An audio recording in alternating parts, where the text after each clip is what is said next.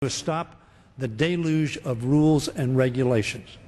Very frankly, I tell my friend, one of the reasons we faced such a crisis was the last administration took the referee off the field. And as a result of the referee being off the field, the players on the field went wild. And they did irresponsible things. And unfortunately, the taxpayer of this country, in order to prevent a Great Depression as opposed to a Great Recession, had to respond. The good news, hopefully, is that we're going to get paid back. The President's made efforts to make sure that happens, and I hope, you hope, I'm sure, that we do get paid back. You want to block tax increases and cutting taxes. We cut taxes for 95% of Americans, as I'm sure you know, in the Recovery and Reinvestment Act. You want to freeze investment in items like job training, infrastructure, and education to rein in deficits and debt. You want to freeze investments in giving people new skills so they can get the jobs that are being created. We don't think that's good policy. Your program says you want to reform the unemployment system by requiring people to participate in job training. We agree with that, but you have to make sure that the job training is available to them. Approving the free trade agreements, as the gentleman knows, I'm a supporter of the free trade agreements. I don't think it would create those 250,000 jobs tomorrow or the next month or the month after, but I agree with the gentleman that that's a good policy. It's controversial policy, I say to my friend, as he well knows, on both sides of the aisle.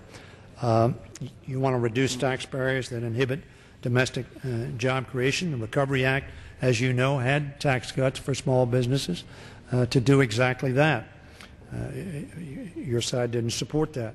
We also addressed the housing crisis by giving, address the housing crisis by giving regulators incentives to deal responsibly with banks and their borrowers. However, as I pointed out earlier, in fact, and the history shows that,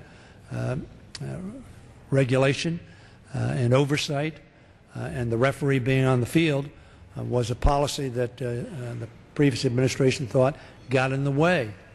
Well, I think the referees that get in the way of the game are not useful, but referees that make sure that people play by the rules are essential. Yield back. I thank the gentleman, and I would simply respond that the Republican no-cost jobs plan is a plan that was fashioned around the principle that we've got to remove the uncertainty gripping the small businesses and job creators in this country. So, contrary to the suggestion that the gentleman made about the fact that we just want to get rid of regulation, what the plan actually said, Madam Speaker, was to halt any proposed regulation expected to have an economic cost or result in job loss or have a disparate impact on small business. In the same way, we call for lowering the deficit now without raising taxes, because as we all know, people don't know where Washington's next move is going.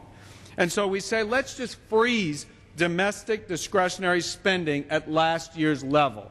My goodness, every small business owner, every family in this country is having to go through that exercise and frankly is having to cut, not just freeze. And in the same way, the suggestion that perhaps Republicans wouldn't support transparency and an even playing field and regulations that will control the amount of leverage on Wall Street, that's silly. Of course we support efforts like that. But what we do know is this administration, and frankly the majority in Congress, has been very slow at getting the message out to auditors, regulators in the field that they should be reflecting the sentiments that the Secretary of Treasury and the Chairman of the Federal Reserve has said, which is we need to return back to some sense of normalcy in the assessment of risk, because we all know this country has been built on entrepreneurialism, on opportunity. It is not that we have seen our prosperity come from this government. That's where really, Madam Speaker, the differences lie, because we don't believe that the way back to economic revival is through more Keynesian economic policy. And the gentleman can go ahead and suggest that the Bush policies failed. Obviously, I disagree. He would probably defend the Carter policies. I would certainly disagree with that and say they were an utter failure. He would probably say that the policies of Ronald Reagan were a failure. I would say we disagree on that. But at the end of the day, what's really the problem here is this government, under the majority's rule, and this president has continued to expand. We haven't put an end to the bailout culture. Every time we expect to see the TARP program end, there's another use that has come up for that money, which was an emergency program. Every time we expect to say to business owners and to working families, let's stop sending signals that we're going to impose costs on you. So if it's a cap-and-trade bill, if it's a card check bill, or if it's a tax increase, why can't we just say stop? Let the American people regain their sense of economic security and let the ingenuity in the private sector take hold again. I yield. I thank the gentleman for yielding. I've heard that rhetoric for 24 years here, and I certainly heard it for the last 8 years.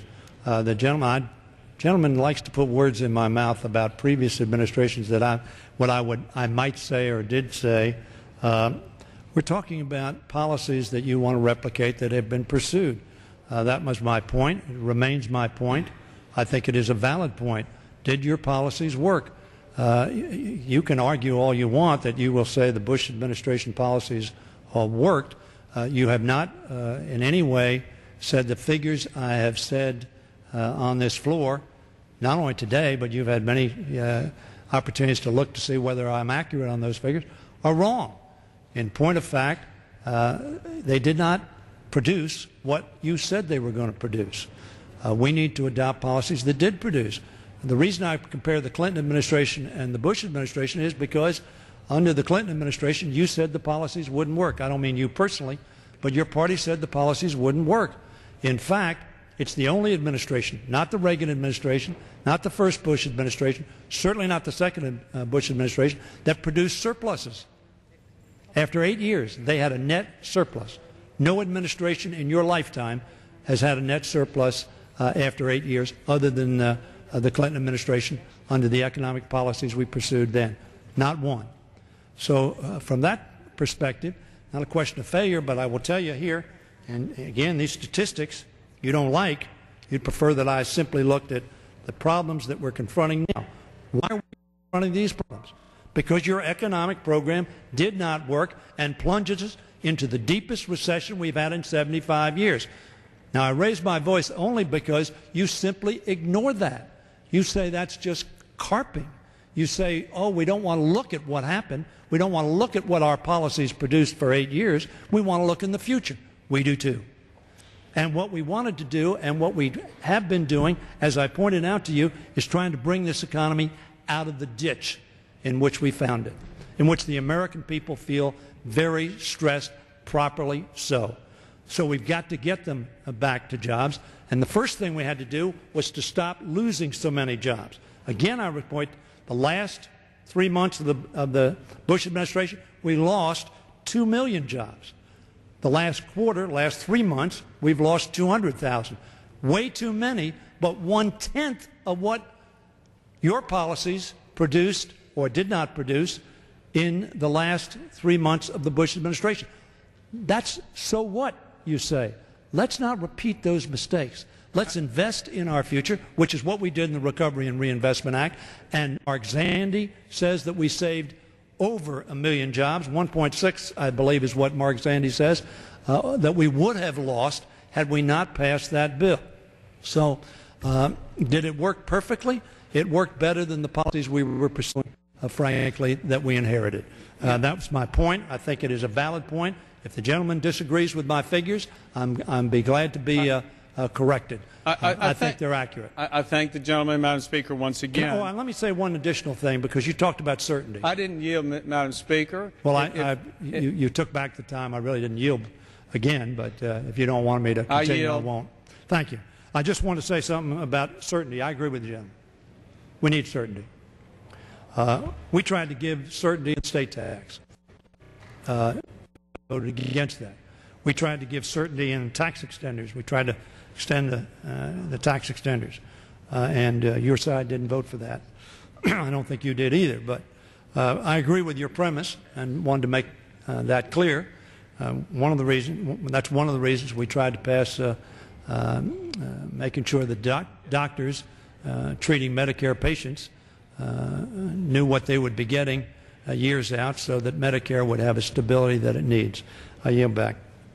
I thank the gentleman, Madam Speaker, and I would say again, somehow in the gentleman's memory of these past years, there is something that's left out, and that is this body and Congress. Because during the Clinton years that saw prosperity, there was a Republican-controlled Congress, and Republican-controlled Congress yielded tax policies that we believe could once again get us back on track.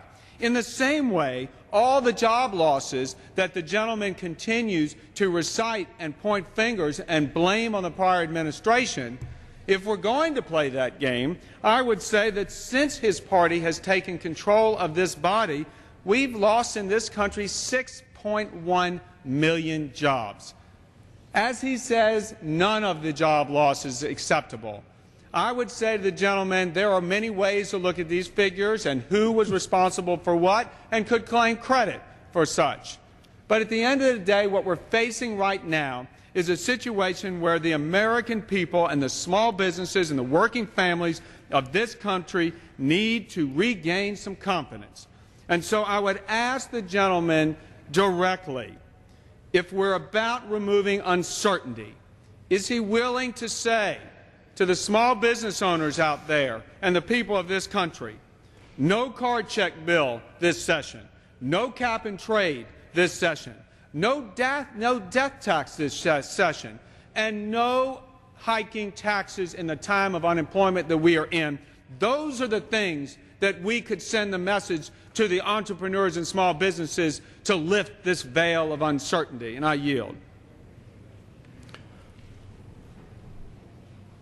Mr. Cantor, this is a scheduling colloquy. It's gone on a long time, and it's a very political colloquy, more political than I even involved in with Mr. DeLay, I think.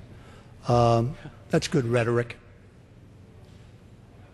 None of those are scheduled. The gentleman knows none of them are scheduled. Gentleman doesn't like the figures, and he harks back to the, we were in charge in 2007 and 2008. He knows well what we're not talking about is blame. We're talking about what policies were in force. If the gentleman says that we changed the economic policies in 07 and 08, I'm glad to hear which policies we were able to change and that President Bush signed on to. That's the issue. The gentleman wants to avoid that issue. The question is not blame. The question is what policies worked and which policies did not. I suggest to the gentleman that all of the issues to which you referred in your question about the so-called death tax, the estate tax, which affects approximately 0.5% of the American estates, as the gentleman knows, and which we wanted to, frankly, increase by $2.5 million permanently from what it will be under your policies of $1 million and 55% January 11. It's now at zero, as you know. That was not intended to be the permanent policy. And you simply said you'd revert under the bill that you passed, not you personally. So we want to make that certainty. So the answer is yes, we want to make that certain.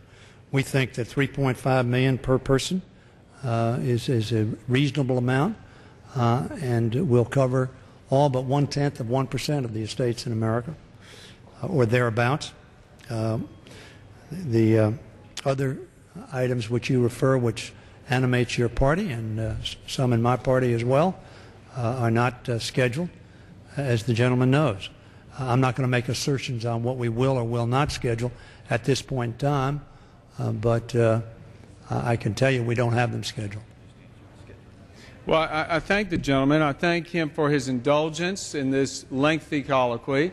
If the scheduling piece of this colloquy has now yielded the fact that there is an uncertainty as to whether we'll see card check or whether we'll see cap and trade or whether we're going to see tax hikes, then that's the message I think that is going to be delivered to the small businesses that we're going to count on to create jobs. But in closing, Madam Speaker, I would note that from Virginia to New Jersey to Massachusetts, the people of those states, and I believe the people of America, have spoken. And what the people want is a Congress that will work in a bipartisan fashion to get the American people back to work. Republicans, on our part, will continue to offer solutions just as we have done for the last year. And we hope the gentleman yield on that issue?